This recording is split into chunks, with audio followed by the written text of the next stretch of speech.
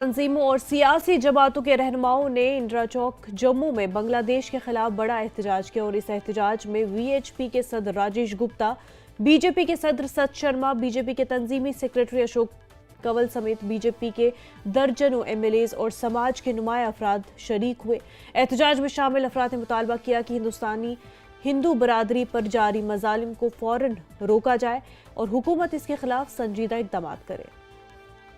देखिए, ये एक बहुत अहम फैसला है और बहुत ज़रूरी था। जो ड्रोन एक्टिविटी पाकिस्तान की तरफ से हो रही है, जिसके ज़रिए हथियार भेजे जाते हैं, नारकोटिक्स और ड्रग्स भेजे जाते हैं और जो इंटर्न टेररिज्म को फाइनेंस करते हैं, उसको रोकने में बहुत मदद मिलेगी। और जब हम ये यूनिट इस्टेब्लिश कर रहे हैं यहाँ पे ही, उससे एक ये फ़ायदा होगा कि मॉनिटरिंग उसकी अच्छी होगी। और ज़रूरत इस बात की है कि लाइजन उनका जो यूनिट है, उनका लाइजन जे.एंड.के पुलिस के साथ बहुत क्लोज रहना चाहिए और उसमें जे.एंड.के पुलिस के ऑफिसर्स उसमें तैनात होने चाहिए। अगर उनके अपने भी अफसर हैं, वो मिलजुल के काम करें, तभी इसके रिज़ल्ट आएंगे।